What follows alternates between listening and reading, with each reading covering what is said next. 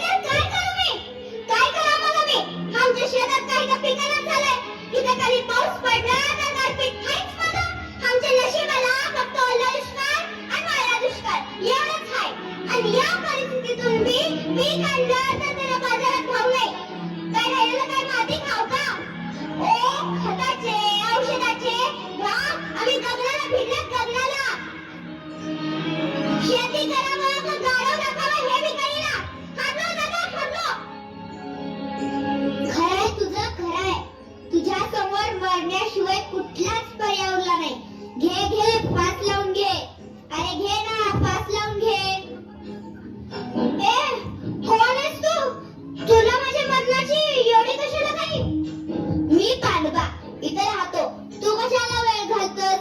घे ना, अरे फास लावून घे. पेपरवाल्याला सांगावं लागेल. पेपरात बातमी छापून येईल. पेपरात? हा, पेपरात तुझा फोटो छापून येईल. हा, पण फ्रंट पेजवर नाही येणार. देशाच्या पोशिंद्याला फ्रंट पेजवर जागा नाही. 4थ्या किंवा 3ऱ्या असेल, ते एका कोपऱ्यात. तू कशाला वेळ घालतोय? घे ना, फास लावून घे. दादा, माझं एक काम तेवढं करा. मी गेल्यावर माझ्या माघारी माझ्या घरच्यांना सांगा रडू नका म्हणून. बाप कर्जासाठी गेलाय. या शाळेच्या पलीकडेच माझं घर आहे बघा. हा, माहित आहे ना. विचारेन. ह्या आत्महत्या केलेलं माणसाचं घर कुठे आहे असं विचारल्यावर हे चप्पलगावचे लोक मला कन्नडमध्ये तरी सांगतील. तू कशाला वेळ घालतोय? घे ना, फास लावून घे. दादा, माझ्या बायको पोरांना सांगा दुःख करायचं नाही म्हणून. ते कशाला दुःख करतील? बघायचंय का तुला? चल माझ्यासोबत, चल.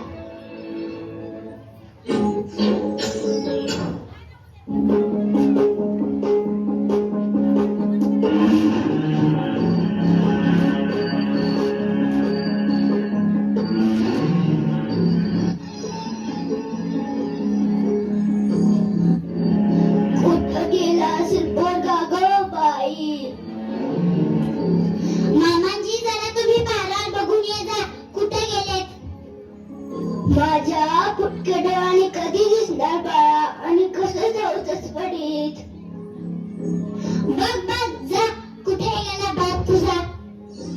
आई, बघ बाबाले. सकाळपासून नुसता घोर लावून टाकलाय. त्या घरात 2 म्हातारे माणसं आहेत, त्यांचा तरी विचार करायचा ना हो. माझं तर सोडूनच द्या फाटकीचं. मला वाटलं बाई त्या कर्जाच्या पायी कुठे जीवाचं बरं वाईट. या बसा आता, जीवाला वाटते. एकदा घरात तरी सांगून जायचं ना कुठे गेलात? बाळा कुठं गेला होता? करमून लागलं बाबा. बस. वहिनी, त्याचा निर्णय झालाय. तो तुमच्या सगळ्यांच्या फायद्यासाठी आत्महत्या करणार आहे. वहिनी सांभाळा स्वतःला.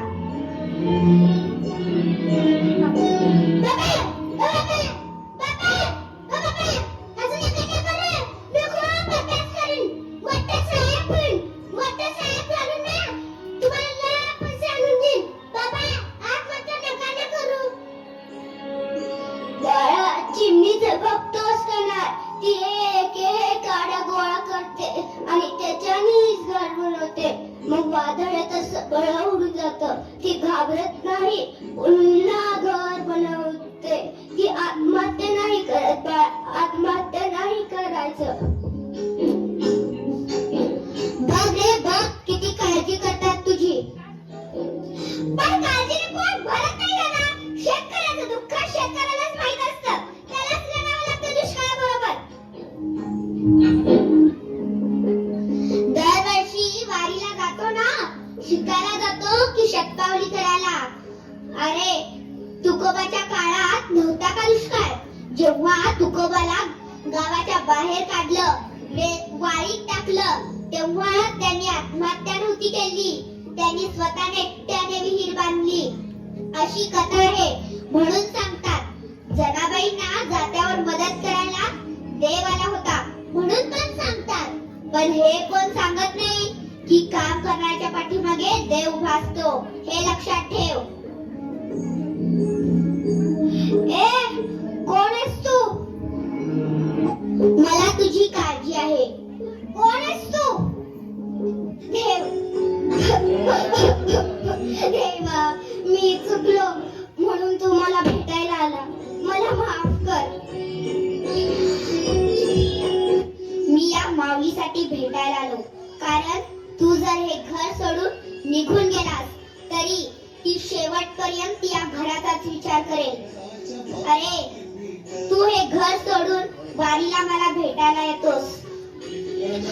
अरे तू जेवढा माझा घावा करत नाही तेवढा ती इथे बसून करत असते. माझ्या धन्याची काळजी घे. म्हणून हे एवढ्या शेतकऱ्यांनी आत्महत्या केलेल्या, पण त्याच्या बायकोनं आत्महत्या केलेली एकतर घटना आहे का? कारण तिला काळजी आहे सगळ्यांचीच. आपण फक्त स्वतःचा विचार करत असतो. देवा, मला माफ कर. मी चुकलो, मला माफ कर. उठा आणि कामाला लागा.